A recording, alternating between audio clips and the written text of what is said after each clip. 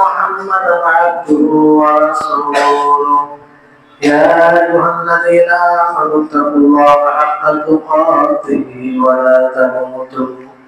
ولا تموتن إلا وأنتم مسلمون يا أيها الناس اتقوا ربكم الذي خلقكم من نفس واحدة وخلق منها زوجها وبث منهما رجالا كثيرا ونساء واتقوا الله الذي تساءلون به والأرحام إن الله كان عليكم رقيبا يا أيها الذين آمنوا اتقوا الله وقولوا قولا سديدا يصلح لكم أعمالكم ويغفر لكم ذنوبكم ومن يطع الله ورسوله فقد فاز فوزا عظيما أما بعد فإن خير الحديث كتاب الله وخير الهدي هدي محمد صلى الله عليه وسلم وشر الأمور محدثاتها وكل محدثة بدعة وكل بدعة ضلالة وكل ضلالة في النار أعوذ بالله من الشيطان الرجيم فاستمسك بالذي أوحي إليك وقال الله تعالى في موضع آخر يا أيها الناس قد جاءتكم موعظة من ربكم وشفاء لما في الصدور وهدى ورحمة للمؤمنين رب اشرح لي صدري ويسر لي أمري واحلل عقدة من لساني يفقهوا قولي رب زدني علما সম্মানিত উপস্থিতিগণ সর্বপ্রথম আমরা সেই মহান আল্লাহ তাবারক ওয়া তাআলা প্রশংসা করি যিনি আমাদেরকে সুস্থ রেখেছেন সবল রেখেছেন এবং আজকের দিনে তার ইবাদত উপাসনার জন্য এখানে উপস্থিত হওয়ার তৌফিক দিয়েছেন। সম্মানিত উপস্থিতিগণ সপ্তাহে একটা খুতবার দিন আসে অনেক ভাইকে দেখি মেম্বারে চড়ার পর থেকে নিয়ে শেষ পর্যন্ত তার মাথা নিচেই থাকে অর্থাৎ ঘুমন্ত অবস্থায় পুরো খুতবাটা পার করে দেয়। খুতবার উদ্দেশ্য কি? মনোযোগ দিয়ে শুনবে, নিয়ত করবে যে আজকে যা শুনবো সেটা যদি আমার মধ্যে না থাকে সেটা আমল করবো। ঘুমিয়ে যদি কাটিয়ে দেয় এই আধা ঘন্টার সময় কি করে আমল করবো? কোথায় তিনি শিখবেন? একটু জেগে থাকুন, ঘুম আসবে, নাফসের সাথে মুজাহাদা করতে হবে, সংগ্রাম করতে হবে। শুনুন একটু কষ্ট করে, এখানে কোরআন হাদিসেরই কথা বলা হয়। আজকে যে বিষয় নিয়ে কথা বলবো অত্যন্ত গুরুত্বপূর্ণ বিষয়, সেটি হচ্ছে যে আমরা কোরআন দ্বারা কেন পরিবর্তন হয় না। কোরআন এটি একটি বিশাল বড় নিয়ামত আল্লাহ তাবারক ওয়া তাআলার পক্ষ থেকে।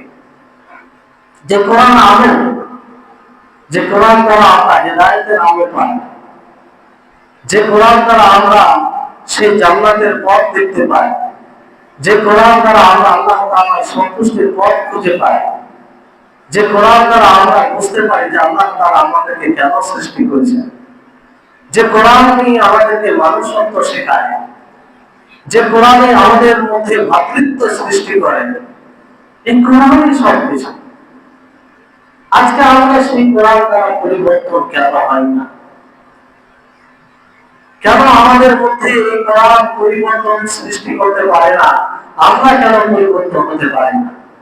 সম্মানিত উপস্থিতি, কোরআন একটি আল্লাহ তাবারক ওয়া তাআলার প্রশস্ত রজ্জু, যাকে মজবুত করে আঁকড়ে ধরা আল্লাহ তাবারক ওয়া তাআলা আমাদের সকলকে আদেশ দিয়েছেন।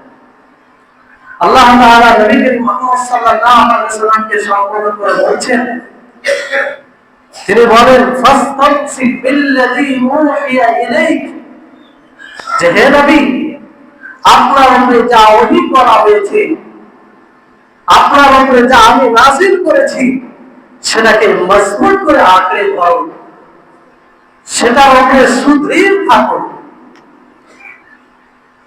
তাহলে এই কোরআনকে আঁকড়ে ধরা আল্লাহ তাবারক ওয়া তাআলা আদেশ দিয়েছেন। কারণ এই কোরআনই হেদায়েত, এই কোরআনের মধ্যে উপদেশ রয়েছে, এই কোরআনের মধ্যে সর্বপ্রকারের কল্যাণ রয়েছে। আল্লাহ তাবারক ওয়া তাআলা অন্য সূরায় বলছেন, ইয়া আইয়ুহান নাস ক্বাদ জাআকুম মাওইদাতুম মির রাব্বিকুম ওয়া শিফাউন লিমা ফিস সুদুর ওয়া হুদান ওয়া রাহমাতুল লিল মুমিনিন। হে মানব জাতি, তোমাদের নিকটে তোমাদের রবের পক্ষ থেকে উপদেশ এসেছে, মাউইজা এসেছে, যেই উপদেশ তোমাদের হৃদয়ের গহীনে, তোমাদের হৃদয়ে যে অসুস্থতা রোগ রয়েছে তা থেকে মুক্তি পাওয়ার সে পথ রয়েছে, আরোগ্য রয়েছে এই কোরআনে, এবং শারীরিক রোগ থেকে মুক্তি পাওয়ার আরোগ্যতা রয়েছে এখানে। এবং মুমিনদের জন্য এই কোরআন হেদায়েত ও মুমিনদের জন্য এই কোরআন রহমত স্বরূপ। সম্মানিত উপস্থিতিগণ, আল্লাহ তাবারক ওয়া তাআলা স্পষ্টভাবে ঘোষণা করে দিয়েছেন যে এই কোরআন হচ্ছে আমাদের হৃদয়ে যে বিভিন্ন রকমের রোগ রয়েছে, সেই হিংসা, বিদ্বেষ, শত্রুতা, এক অপরের উপরে কুধারণা করা, যতগুলো রোগ রয়েছে সমস্ত রোগ থেকে মুক্তি পাওয়ার উপায় হচ্ছে এই কোরআন। এই কোরআন থেকে আমরা এই সব রোগ থেকে মুক্তি পেতে পারি। এই কোরআনে হেদায়েত রয়েছে, এই কোরআন রহমত মুমিনদের জন্য। তো আজকে আমাদের জন্য এই কোরআন কতটুকু রহমত বলে সাব্যস্ত হয়েছে, কতটুকু আমাদের সেবার কাজ করেছে, কতটুকু এই কোরআন দ্বারা আমরা নিজের হৃদয়ের যে জঘন্য অপরাধ রয়েছে, রোগ রয়েছে, সেগুলোকে দূর করতে পেরেছি। অথচ আল্লাহ তাবারক ওয়া তাআলা ঘোষণা করছেন যে তোমাদের জন্য তোমাদের রবের পক্ষ থেকে সুন্দর উপদেশ, যেই উপদেশে তোমাদের সেবা রয়েছে, যেই উপদেশে তোমাদের হেদায়েত রয়েছে, যেই উপদেশে তোমাদের রহমত রয়েছে। সম্মানিত উপস্থিতিগণ,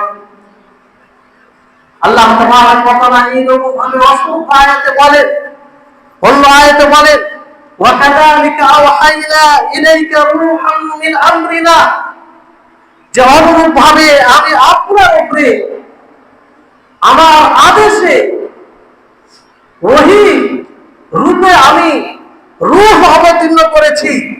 মা কুনতা তাদরি মাল কিতাব, আপনি জানতেন না যে কিতাব কি, আল্লাহর গ্রন্থ কি, কোরআন কি। ওয়ালাল ঈমান, আপনি জানতেন না যে ঈমান কি, ঈমান কাকে বলে। ওয়ালাকিন জাআলনাহু নূরান নাহদি বিহি মান নাশাউ মিন ইবাদিনা, কিন্তু আমি এই কোরআনকে নূর বানিয়েছি, এই কোরআনকে আলো বানিয়েছি, যে আলো দ্বারা আমি আমার ইচ্ছা মতো আমি যাকে চাই আমার বান্দার মধ্যে তাকে হেদায়েত দিই, তাকে পথ দেখাই। ওয়া ইন্নাকা লাতাহদি ইলা সিরাতিল মুস্তাকিম, আপনি তো মানুষকে সরল পথ দেখাবেন, সরল পথের দিশা দিবেন। সম্মানিত উপস্থিতিগণ, আল্লাহ তাবারক ওয়া তাআলা এই আয়াত থেকে, আল্লাহ তাবারক ওয়া তাআলার এই বাণী থেকে সূর্যের আলোর মতো স্পষ্ট হয়ে যায় যে এই কোরআন আমাদের জন্য কত বড় নিয়ামত, যে কোরআনকে আল্লাহ তাআলা আলো বানিয়েছেন, যে কোরআন শিরকের অন্ধকারের আলোর কাজ দেয়, যে কোরআন জুলমের অন্যায়ের অন্ধকারে কাজ দেয়, যে কোরআন মুসলিম অসহায়ত্বের যে অন্ধকার রয়েছে সেই অন্ধকারে আলো হয়ে দাঁড়ায়। যখন আপনার কেউ থাকে না, আপনি অসহায় মনে করেন, আপনি মনে করেন যে আপনার কেউ নেই, এই কোরআন আপনার জন্য আলো হয়ে দাঁড়ায়। এই কোরআন আপনার জীবনের সার্বিকভাবে আলো। আল্লাহ তাআলা বলছেন ওয়ালাকিন জাআলনাহু নূরান নাহদি বিহি মান নাশাউ মিন ইবাদিনা, যারা এই কোরআনকে নূর বানিয়েছি, আলো বানিয়েছি, যেই কোরআন দ্বারা মানুষকে আমি হেদায়েতের পথ দেখাই, যেই কোরআন দ্বারা মানুষকে আমি মানুষ হিসাবে যেই পথে গেলে সে মানুষ হিসাবে গড়ে উঠবে সেই পথ দেখায়। আর এই কোরআন পেয়ে আজকে আমরা সেই কোরআনের আলো গ্রহণ করতে পারছি না, সেই কোরআনের আলোয় আলোকিত হতে পারছি না। সেই কোরআন আমাদের আজকে আমদানিতে রয়েছে, সেই কোরআন মানুষকে দেখানোর জন্য আমরা কিছুদিন তেলাওয়াত করি, সেই কোরআন আমরা সন্তানদেরকে শিখাই শুধু তেলাওয়াত করার জন্য, যে সেই কোরআনের যে আলো রয়েছে, সেই কোরআনে যে পথ রয়েছে, সেই কোরআনে যে বিধান রয়েছে সেটা গ্রহণ করার জন্য আমরা পড়ি না। সমাজে এমনিতেই তো কোরআন পাঠক কম রয়েছে, সমাজে তো এমনিতেই কোরআন স্মরণ জানে, যারা কোরআন তেলাওয়াত করে তাদেরও এমন অবস্থা যে দেখে বড় দুঃখ হয়, আফসোস হয় যে শুধু তেলাওয়াতটুকু কোন রকম ভাবে করে। কোরআন শুধু তেলাওয়াতের জন্য নাযিল হয়নি, জি না।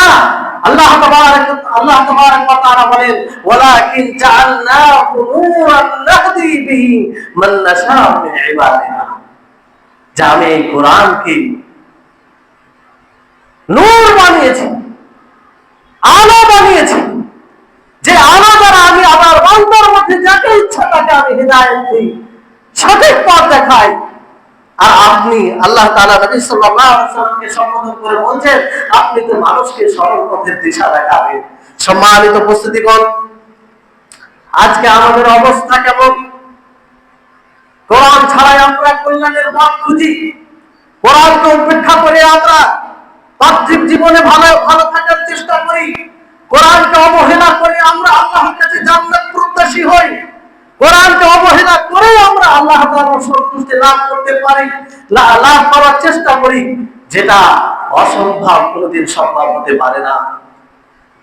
আপনি সত্যি যদি জান্নাত প্রত্যাশী হন, আপনি সত্যি যদি আল্লাহ তাআলাকে খুশি করতে চান, আপনি সত্যি যদি আল্লাহর প্রকৃত বান্দা হতে চান, তাহলে কোরআন পড়ুন, কোরআনের সাথে বন্ধুত্ব রাখুন, কোরআনকে নিজের সঙ্গী বানান, কোরআন দ্বারা আলোকিত হন, কোরআনকে অধ্যয়ন করুন, কোরআনকে বুঝতে শিখুন, নিজে বুঝতে শিখুন, নিজের সন্তানদেরকে শেখান। আজকে যেন আমাদের সমাজ পুরো অন্ধকারের মধ্যে আসতে ধীরে ধীরে এতটা গভীর অন্ধকারে চলে যাচ্ছে যে কিছুদিন পরে সেই অন্ধকার থেকে বের হওয়ার পথ থাকবে। আল্লাহ বলছি, আল্লাহর কসম করে বলছি, আপনি সমাজের দিকে তাকান, সমাজে তাকাতে হবে না, আপনি নিজের পরিবারের দিকে তাকান। আপনার 6টি 7টি সন্তান রয়েছে, কজন কোরআন পড়তে জানেন? আপনার বাড়ি থেকে কোরআন আছে, আপনি কি বাড়িতে কোরআন অধ্যয়ন করেন? করেন না। কোরআন পড়বেন না। কোরআন পড়লে আমরা জীবনে কি করতে পারবো? সম্মানিত উপস্থিতিগণ, অনভাব অনুশোচনা যেন বিলুপ্ত হয়ে গেছে সমাজ থেকে। আমরা একটু ভাবতে শিখি না। আগে যা কোরআন পাঠকের সংখ্যা ছিল তার চেয়ে আরো কমে যাচ্ছে। যারা শিখছে তাদের অবস্থা তো বাদই দিলাম। সম্মানিত উপস্থিতিগণ, আজকে আমরা কোরআন দ্বারা উপকৃত হতে পারছি না, কারণ কোরআনকে উপেক্ষা করেছি আমরা। আল্লাহ তাবারক ওয়া তাআলা এই কোরআনকে নাযিল করেছেন, যে কোরআন নাযিল করা আমাদের সম্মান, যে কোরআন আমাদের গর্ব, যে কোরআন আমাদের হৃদয়ের রূহ, আত্মা। যেমন শরীরের আত্মা হয়, এই শরীর থেকে যখন আত্মা বের হয়ে যায়, রূহ বের হয়ে যায়, সেই বডির সেই শরীরের কোনো মূল্য থাকে না। অনুরূপ ভাবে আপনার জীবনে যদি কোরআন না থাকে, আপনি যদি কোরআনের আলোয় আলোকিত না হতে পারেন, আল্লাহ বলছে আপনার এই জীবনের কোনো মূল্য নাই। আপনার জীবনের রূহ হচ্ছে এই কোরআন, আপনার হৃদয়ের রূহ, আপনার হৃদয়ের আত্মা, আপনার হৃদয়ের খোরাক এই কোরআন। এই কোরআনকে সত্যিকারের হৃদয়ের খোরাক বানান, এই কোরআনের আলোয় আলোকিত হন। আল্লাহ তাবারক ওয়া তাআলা বলেন লাকাদ আনজালনা ইলাইকুম কিতাবান ফীহি যিকরুকুম আফালা তাআকিলুন। আল্লাহ তাআলার ভাষণ ভঙ্গি দেখেন, আল্লাহ তাআলার ভাষা দেখেন, কি মানুষকে আকর্ষণ করার মতো কথা। আল্লাহ তাআলা বলেন, আমি তোমাদের উপরে নাযিল করেছি, কোরআন নাযিল করেছি, কিতাব নাযিল করেছি, যে কিতাবে তোমাদের কথা আছে, যে কিতাবে তোমাদের উল্লেখ করা আছে, যে কিতাবে তোমাদের নিয়ে আলোচনা করা হয়েছে। আফালা তাআকিলুন, তোমরা কি ভেবে দেখো না? তোমরা কি বুঝতে পারো না? যেই কোরআন আল্লাহ তাবারক ওয়া তাআলার বাণী, সে আল্লাহর উচ্চারিত বাণী, আল্লাহর শব্দ, সেই কোরআনে তোমাদের কথা, তোমাদেরকে সম্বোধন করা হয়েছে, সম্বোধিত হচ্ছে তোমরা। আল্লাহ তাআলা সেই কথায় স্মরণ করিয়ে দিচ্ছেন, লাকাদ আনজালনা ইলাইকুম কিতাবান ফীহি যিকরুকুম, যে আমি তোমাদের উপরে এমন কিতাব নাযিল করেছি, এমন কোরআন নাযিল করেছি, যেখানে তোমাদের কথা বলা হয়েছে, তোমাদেরকে সম্বোধন করা হয়েছে, তোমাদের কল্যাণের স্বার্থে নাযিল করা হয়েছে। আফালা তাআকিলুন, তোমরা কি বুঝতে পারো না?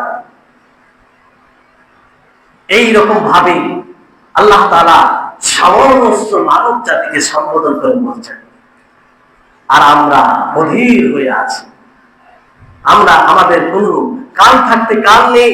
আল্লাহ তাআলা বলছেন, আফালা তাআকিলুন, যেমন সামনে উপস্থিত থাকে সেই ব্যক্তিকে যেমন ভাবে বলা হয়, অনুরূপ ভাবে আল্লাহ তাআলা যেন সকলেই উপস্থিত, সকলকে বলছেন আল্লাহ তাআলা যে সেই কোরআনে তো তোমাদের কথা বলা হয়েছে, তোমরা কি বুঝতে পারো না? তোমাদের কি এতটুকু জ্ঞান হয় না? সম্মানিত উপস্থিতিগণ, কোরআন কি জিনিস, যে কোরআনকে সামনে রেখে আপনি আল্লাহর নিকটবর্তী বান্দা হতে পারেন। আয়েশা রাদিয়াল্লাহু তাআলা আনহাকে যখন জিজ্ঞাসা করেন তিনাদের নিকটে কোরআন কি জিনিস ছিল, সেটা স্পষ্ট হয়। আয়েশা রাদিয়াল্লাহু তাআলা আনহাকে জিজ্ঞাসা করেন যে, হে উম্মুল মুমিনিন, আপনি বলুন যে নবীর চরিত্র কেমন ছিল, নবীর আখলাক কেমন ছিল, নবীর চলাফেরা কেমন ছিল।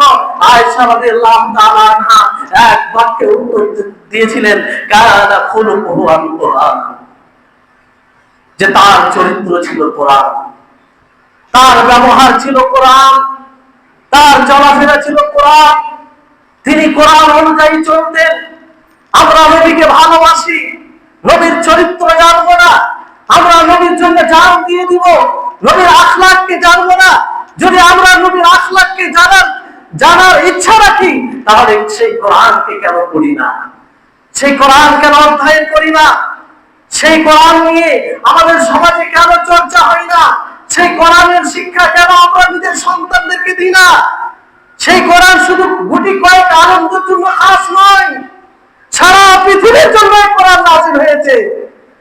হুদাল লিন্নাস, সমস্ত মানব জাতির জন্য হেদায়েত, শুধু আলেমদের জন্য নয়, শুধু যারা মাদ্রাসায় পড়ুয়া, যারা মাদ্রাসায় পড়াশোনা করে তাদের জন্য নয়। এটা আপনি বোঝার চেষ্টা করুন। আল্লাহ তাআলা আপনাকে সম্বোধন করে বলেন, কোরআনের প্রত্যেকটি আয়াত আপনাকে সম্বোধন করে, আপনাকে বলেন আপনি কেন পড়বেন না, কেন শিখাবেন না নিজের সন্তানদেরকে। সম্মানিত উপস্থিতিগণ, সাহাবায়ে কেরাম রিজওয়ানুল্লাহি আলাইহিম আজমাইন, তিনারা এই কোরআনকে কি করে বুঝতেন? প্রত্যেকটি আয়াত তারা মনে করতেন যে আল্লাহ তাআলা আমাকেই হয়তো বলছেন, আল্লাহ তাআলা আমাকেই বলছেন। যখন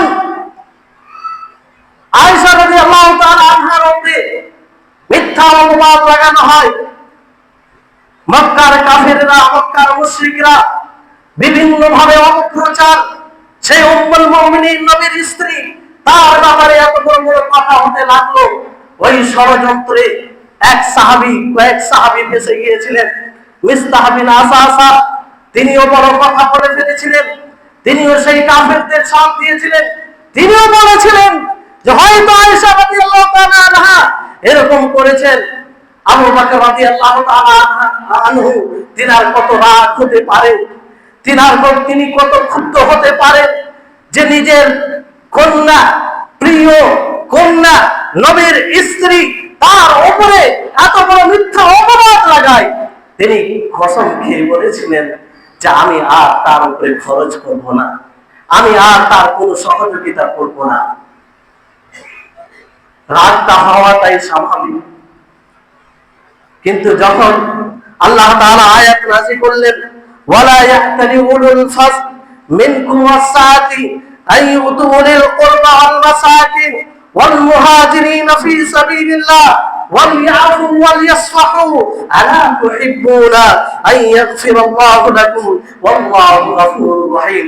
আল্লাহ তাআলা বলেন যে যাদেরকে ধন দৌলত আল্লাহ তাআলা দিয়েছেন, প্রাচুর্য দান করেছেন, তারা যেন নিকট আত্মীয়দের নিকটে আসে, তাদের সহযোগিতা করে, মিসকিনদের সহযোগিতা করে, যারা আল্লাহর পথে হিজরত করে এসেছে তাদের সহযোগিতা করে, ওয়ালিয়াফু, আর তারা যেন মাফ করে, ক্ষমা করে দেয়, ওয়ালিয়াসফাহু, একদম ক্ষমা করে দেয়। আলা তুহিব্বুনা ইয়াগফিরাল্লাহু লাকুম, তোমরা কি পছন্দ করো না যে আল্লাহ তাআলা তোমাদেরকেও ক্ষমা করে দেন? তোমরা কি পছন্দ করো না যে আল্লাহ তাআলা তোমাদেরকে ক্ষমা করে দেন? আল্লাহু গফুরুর রহিম, আল্লাহ তাআলা ক্ষমাশীল, দয়াশীল। যেমন এই আয়াত নাযিল হয়, আবু বকর রাদিয়াল্লাহু তাআলা আনহু, তার যে সেই রাগ, তার যে সেই ক্ষুব্ধ হওয়া, তার যে সেই প্রতিজ্ঞা, মিস্তাহমিল আসাসাটাকে সহযোগিতা না করা, সঙ্গে সঙ্গে ঠান্ডা হয়ে গেলেন, সঙ্গে সঙ্গে নরম হয়ে গেলেন, বললেন যে না, আমার আল্লাহ, আমার প্রভু, আমার খালিক তিনি নিষেধ করেছেন, আমি তো অবশ্যই তার ক্ষমাকে পছন্দ করি। সঙ্গে সঙ্গে মাফ করে দিলেন, সঙ্গে সঙ্গে বললেন যে আজ থেকে আমি তার সহযোগিতা করব, পূর্বে যেমন ভাবে সহযোগিতা করেছিলাম। বলুন কি অবস্থা হতে পারে? আপনার কন্যার উপরে অযথা অপবাদ যদি লাগানো হয়, সেটা প্রমাণ হয়ে যায় যে সেটা অপবাদ ছিল, তাহলে আপনি কি মাফ করতে পারবেন? কিন্তু আবু বকর রাদিয়াল্লাহু তাআলা পেরেছিলেন, কারণ তিনি জানতেন যে এটা আল্লাহ তাআলার বাণী, তিনি বুঝতেন এটা আল্লাহ তাআলার বাণী, তিনি জানতেন, বিশ্বাস রাখতেন যে আল্লাহ তাআলার এই বাণীর উপর আমল করে আমার কল্যাণ আছে, এটা করে আমি আল্লাহ তাআলার সন্তুষ্টি লাভ করতে পারবো। আজকে আমরা মাফ করতে পারি না, হৃদয়ে বক্রতা রেখে, হৃদয়ে অনেক কিছু কথা রেখে, সামান্য কথা নিয়ে সেটাকে বড় বিষয় বানিয়ে দিই। আজকে হচ্ছে এই অবস্থা, সেটাকে এই ছোট্ট বিষয় এইরকম বিষয় বানিয়ে দিই। আমরা কি আল্লাহর জন্য মাফ করতে পারি? আলা তুহিব্বুনা ইয়াগফিরাল্লাহু লাকুম, আল্লাহ তাআলা সম্বোধন সমস্ত মানব জাতির কাছে। আলা তুহিব্বুনা, তোমরা কি পছন্দ করো না, তোমরা কি ভালোবাসো না যে আল্লাহ তাআলা তোমাদেরকে ক্ষমা করুন? তো যদি আপনি পছন্দ করেন যে আল্লাহ আপনাকে ক্ষমা করুন, তাহলে আপনি মানুষকে কেন ক্ষমা করেন না? মানুষের ছোট ছোট বিষয়কে কেন স্মরণে রাখেন? মানুষের ছোট ছোট বিষয়কে নিয়ে কেন শত্রুতা করেন?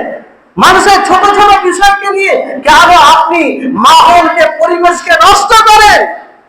সম্মানিত উপস্থিতি, এইভাবে তারা কোরআন দ্বারা প্রভাবিত হতো, এইভাবে তারা কোরআনের আলোয় আলোকিত হতো, এইভাবে তাদের জন্য কোরআন হেদায়েতের পথ ছিল, এইভাবে তারা কোরআন দ্বারা আল্লাহর পথকে বেছে নিয়েছিল। আজকে আমরা কোরআনকে উপেক্ষা করেছি, নিজের প্রবৃত্তি, নিজের খেয়াল খুশি, নিজের এটাকে আমরা প্রাধান্য দিতে শিখেছি। সম্মানিত উপস্থিতিগণ, আবু বকর রাদিয়াল্লাহু তাআলা আনহু যখনই তার রাগ হতো, তিনার ক্রোধ আসতো, সঙ্গে সঙ্গে এই আয়াতকে স্মরণ করত, কারণ তিনি জানছেন যে আল্লাহ তাআলা বরাবরে সমস্ত মানব জাতিকে তিনি সম্বোধন করেছেন। তিনি এই আয়াতটিকে স্মরণ করতেন, আল্লাযীনা ইউনফিকুনা ফিস সাররাই ওয়াদ দাররাই ওয়াল কাযিমিনাল গায়যা ওয়াল আফিনা আনিন নাস ওয়াল্লাহু ইউহিব্বুল মুহসিনিন। তিনি যখন রাগান্বিত হতেন তখন এই আয়াতকে স্মরণ করতেন। এই আয়াতের অর্থ কি? যারা সুখে দুঃখে খরচ করে, সুখে দুঃখে ব্যয় করে, সুখে দুঃখে আল্লাহর পথে ব্যয় করে, ওয়াল কাযিমিনাল গায়জ, আর রাগকে কন্ট্রোল করে, রাগকে নিজের নিয়ন্ত্রণে রাখে, রাগকে খেয়ে যায়, রাগকে দমন করে দেয়, ওয়াল আফিনা আনিন নাস, এবং মানুষকে ক্ষমা করে, মানুষকে মাফ করে, মানুষের ছোট ছোট বিষয় যেগুলো আঘাত পেয়ে থাকে সেগুলোকে ভুলে যায়। আল্লাহু ইউহিব্বুল মুহসিনিন, আল্লাহ তাবারক ওয়া তাআলা মুহসিনিনদেরকে পছন্দ করেন, ভালোবাসেন। আবু বকর রাদিয়াল্লাহু তাআলা আনহু তার রাগের পাওয়ার, তার রাগের প্রেসার যতই হোক না কেন, যখন এই আয়াতকে স্মরণ করতেন তিনি ঠান্ডা হয়ে যেতেন। কারণ তিনি বিশ্বাস করতেন যে আল্লাহ তাআলা বলেছেন যারা রাগকে নিয়ন্ত্রণে রাখবে, রাগকে দমন করে নেবে, তাদেরকে আল্লাহ তাআলা পছন্দ করেন। আজকে আমরা এই আয়াতকে সামনে রেখে নিজের রাগকে নিয়ন্ত্রণ করি, রাগ এলে তো বাস্তবায়ন করি। শক্তি থাকলে যথাযথ তার প্রতিক্রিয়া দেখায়, শক্তি থাকলে যথাযথ আমরা প্রতিশোধ নিই। এই হচ্ছে আমাদের অবস্থা। যদি শক্তি না থাকে তাহলে ছেড়ে দিলাম, শক্তি থাকলে আমরা ছাড়ি না, শক্তি থাকলে সেটা করে ফেলি। তারপরে এমন মানুষ আছে সমাজে বলে যে আগে করে ফেলবো তারপর যা হবে দেখা যাবে। সম্মানিত উপস্থিতিগণ, আল্লাহ তাবারক ওয়া তাআলা কোরআনে বলেন উল্লিল মুমিনিনা ইয়াকুদ্দু, হে নবী আপনি বলে দিন মুমিনদেরকে তারা যেন দৃষ্টি নত রাখে, তারা যেন নিজের দৃষ্টিকে নিচে রাখে। আজকে আমরা কজন এই কোরআনের বাণী শুনে নিজের দৃষ্টিকে নিচে রাখি? যখনই আমাদের সামনে কোনো বেপরদা নারী সামনে পড়ে আমরা নিজের দৃষ্টিকে নিচে রাখতে পারি? কেন রাখতে পারি না? এই কোরআন তো সম্বোধন করছে আমাদেরকে। আল্লাহ তাবারক ওয়া তাআলা মদ, মাদক দ্রব্য জিনিস হারাম করেছেন, অথচ আমরা ছাড়তে পারি না। কেন ছাড়তে পারি না? সাহাবায়ে কেরাম আপনার চেয়ে বেশি এই নেশায় ডুবে ছিল। তারা মদ খেত, বাড়িতে থাকতো, বাসায় রাখতো। যখন আল্লাহ তাআলা হারাম করলেন সবগুলোকে ফেলে দিলেন। কেন ফেলতে পেরেছিলেন? কেন ওগুলো বইয়ে দিয়েছিলেন? মদিনার অলিগলিতে সেই মদ বই ছিল যেমন বৃষ্টির পানি গায়ে। কতটা মদ! এটা একটা একটা দেওয়া হয়, তাবির করা হয় যে তারা এত মদে ডুবেছে। কিন্তু আল্লাহ তাআলা যখন হারাম করে দিলেন সেটা হারাম। আজকে আমরা একটা এই টানা যার অভ্যাস হয়েছে সেটা আমরা ছাড়তে পারি না। বিড়ি টানে, সিগারেট টানে ছাড়তে পারি না। আল্লাহ তাআলা তাদেরকে হেদায়েত দান করুন। সম্মানিত মুসলিমগণ, একটি উদাহরণ দিয়ে আমি আমার কথাকে ইতি করব। সাহাবায়ে কেরাম এই কোরআনকে কিভাবে তারা নিত, এই জন্য কাফেররা তাদের সবসময় প্রচেষ্টা থাকতো যেন কোনো মানুষ এই কোরআনকে না শুনে, এই কোরআন শ্রবণ না করে, নাহলে পথভ্রষ্ট হয়ে যাবে, এই কোরআনের আলোয় আলোকিত হয়ে যাবে। ফলে তারা সর্বোপরি চেষ্টা করতো মানুষকে কোরআন শোনা থেকে বিরত থাকা। কিন্তু যখনই তাদের কর্মে কোরআন চলে আসতো, একটি ঘটনা যে জুবাইর ইবনে মুতঈম তিনি বলেন যে আমার কর্মে যখন আল্লাহর নবীর এই আয়াতটি যখন তিনি পাঠ করছিলেন, এই আয়াতটা আমার কর্মে আসে, আম খুলিকু মিন গায়রি শাইইন আম হুমুল খালিকুন, কি তারা কি কোন জিনিস ছাড়াই সৃষ্টি হয়েছে, না তারাই স্রষ্টা। এই আয়াতটি যখন আমি শুনি তখন মনে হয় আমার হৃদয়টি উড়ে চলে গেল, আমার হৃদয়টি যেন আমার কাছে নেই। আর আমার সেই অবস্থাটা সর্বপ্রথম অবস্থা ছিল যে আমার হৃদয়ে ঈমান স্থিরিত হয়েছিল, ঈমান স্থিরিত হয়েছিল। তাহলে কোরআন শুনে সঙ্গে সঙ্গে হেদায়েতের পথে। আজকে কোরআনের বাণী আমরা শোনাচ্ছি, কোনো সাড়া দেয় না। সম্মানিত উপস্থিতিগণ, আল্লাহ তাবারক ওয়া তাআলা একটা আয়াতে বলেন লাউ আনজালনা হাযাল কুরআন আলা জাবালিন লারাআইতাহু খাশিআন মুতাসাদ্দিআন মিন খাশিয়াতিল্লাহ ওয়া তিলকাল আমসালু নাদরিবুহা লিন-নাস লাআল্লাহুম ইয়াতাফাক্কারুন। এই কোরআন যদি পাহাড়ের উপরে নাযিল হতো, পাহাড় চূর্ণ বিচূর্ণ হয়ে যেত, পাহাড় কঠোর শক্তিশালী চূর্ণ বিচূর্ণ হয়ে যেত।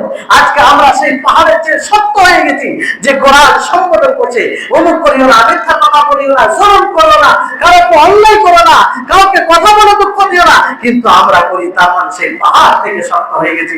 সম্মানিত মুসলিমগণ, আলোচনার বিশেষ উদ্দেশ্য হচ্ছে এটা যে আমরা কোরআনের সাথে সম্পর্ক রাখি, কোরআন দ্বারা নিজেকে পরিবর্তন করার চেষ্টা করি, কোরআন দ্বারা নিজের মধ্যে বিপ্লব সৃষ্টি করার চেষ্টা করি। কোরআন যে আসলে হেদায়েতের কিতাব সেটাকে যেন আমরা জীবনে বাস্তবায়ন করার চেষ্টা করি। ইনশাআল্লাহ পরবর্তী সময়ে পরবর্তী খুতবাতে আমরা কেন এই কোরআন দ্বারা হেদায়েতের কথা আসতে পারি না, ইনশাআল্লাহ সেই বিষয় নিয়ে আলোচনা করব। আল্লাহ তাআলা আমাদের সকলকে সার্বিকভাবে তৌফিক দান করুন।